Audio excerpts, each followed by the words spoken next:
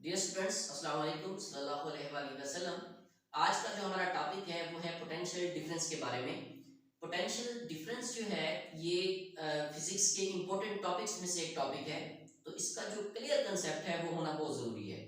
تو یاد رکھیے گا کہ پوٹینشیل ڈفرینس اکثر امتحانات میں پوچھا جاتا ہے، تو اس کو غور سے پڑھیے گا، دیکھیے گا۔ پوٹینشیل ڈفرینس جو ہے کسی بھی کنڈکٹر کے اندر سے کرنٹ پاس کرنے کے لیے بہت ضروری ہوتا ہے، یعنی کسی بھی کنڈکٹر سے کرنٹ اس وقت فلو کرتا ہے جب اس کے درمیان کیا ہو، پوٹینشیل کا فرق ہو، پوٹینشیل ڈفرینس ہو۔ میں اس کی آپ کو ایک ایگزامپل سادہ سے دیتا ہوں۔ مثال کے طور پر آپ کے پاس یہ دو بیکر ہیں، یہ ایک بیکر ہے آپ کے پاس اور یہ آپ کے پاس سیکنڈ بیکر ہے۔ یہ دو بیکر ہیں، ان دونوں بیکرز کو میں نے واٹر کے ساتھ کیا ہوا ہے، فل کیا ہوا ہے، بھرا ہوا ہے۔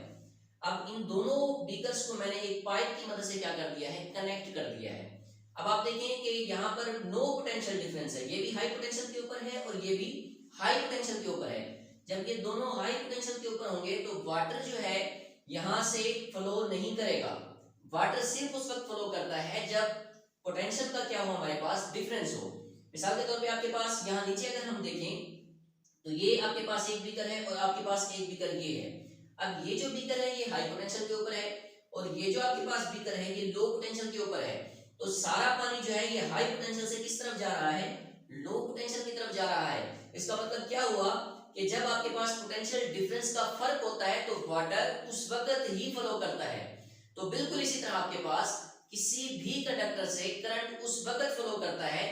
جب اس کے درمیان پوٹینشیل ڈفرینس کا فرق ہوتا ہے، یعنی ایک آپ کے پاس ہائی پوٹینشیل پہ ہو اور دوسرا جو آپ کے پاس ٹرمینل ہے جب وہ لو پوٹینشیل کے اوپر ہو تو اس وقت کرنٹ جو ہے کیا کرتا ہے، کسی بھی کنڈکٹر سے فلو کرتا ہے۔ مثال کے طور پہ میں آپ کو ایگزامپل دیتا ہوں، یہ آپ کے پاس میرے پاس ایک پین ہے، ٹھیک ہے، میں اس کو یہاں سے چھوڑتا ہوں، ٹھیک ہے، تو یہ جو ہے پین نیچے کی طرف جاتا ہے، یعنی یہ ہائی پوٹینشیل سے کیا کرتا ہے، لو پوٹینشیل کی طرف جاتا ہے، ٹھیک ہے نا، اور مجھے کوئی بھی ورک کرنا نہیں پڑتا۔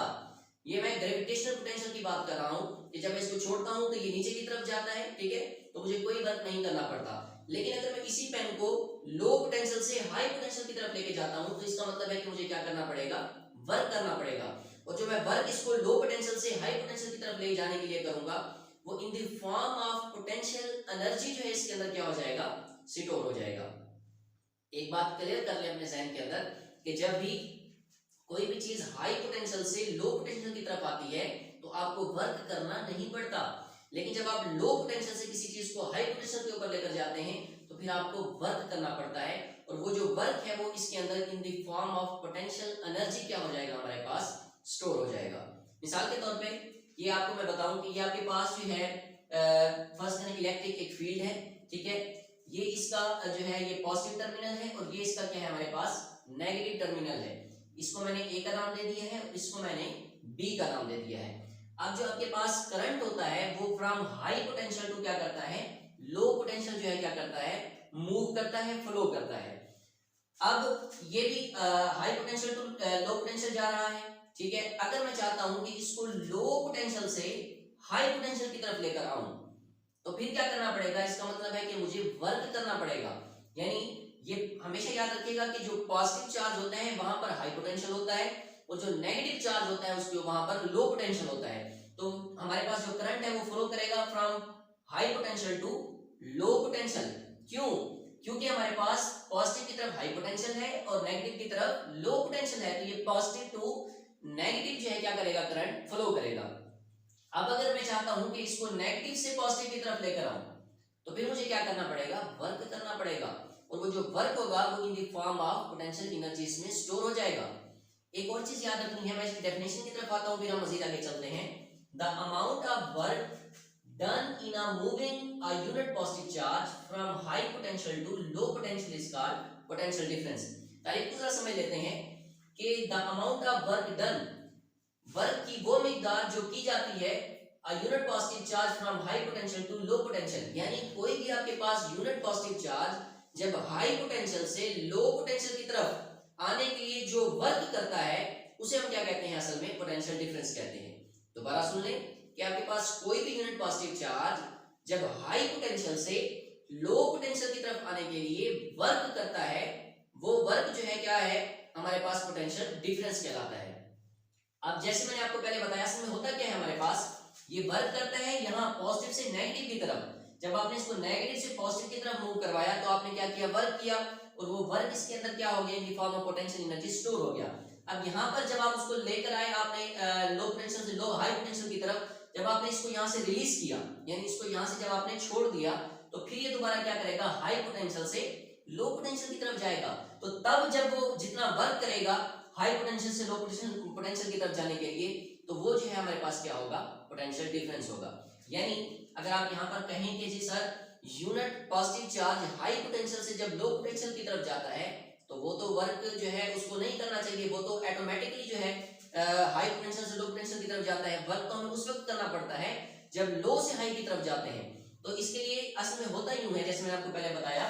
जब आप पहले क्या करेंगे, ये हाई पोटेंशियल से लो पोटेंशियल की तरफ जाएगा, फिर आपने क्या करना है, असल में जब आप लो पोटेंशियल से हाई पोटेंशियल की तरफ लेकर जाते हैं तो आप वर्क करते हैं, वो वर्क इसका in the form of potential energy क्या हो जाता है, स्टोर हो जाता है। जब यहाँ पर स्टोर हो जाएगा तो यहाँ से आप इसको छोड़ेंगे तो तब ये दोबारा क्या करेगा, हाई पोटेंशियल से लो पोटेंशियल की तरफ जाएगा, और जब ये दोबारा हाई पोटेंशियल से लो पोटेंशियल की तरफ जाएगा तो उस वक्त जो जितना ये वर्क करेगा that is called potential difference. तो इसे हम क्या कहेंगे, पोटेंशियल डिफरेंस कहेंगे।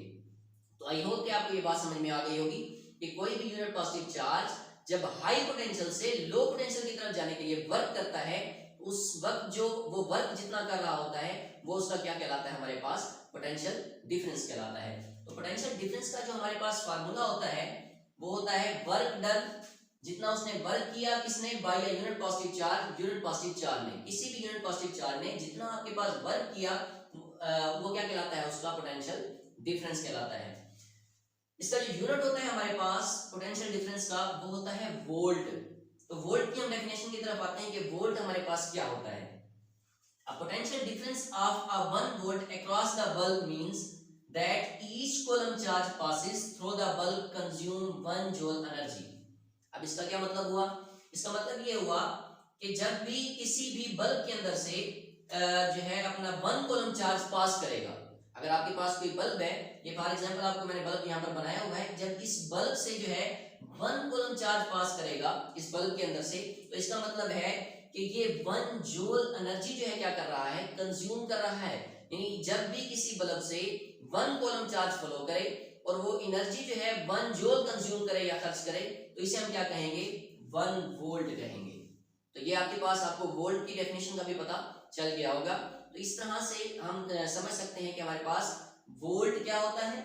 वोल्ट हमारे पास कितने के बराबर होता है, यानी जब आपके पास 1 कूलम चार्ज किसी भी बल्ब से पास हो तो वो 1 जूल एनर्जी क्या करता है, खर्च करता है, और अगर वो 1 जूल एनर्जी खर्च करे तो ये इसका जो है किसके बराबर होगा, हमारे पास 1 वोल्ट के बराबर होगा। तो आई होप कि आपको ये सवाल समझ में आ गया होगा।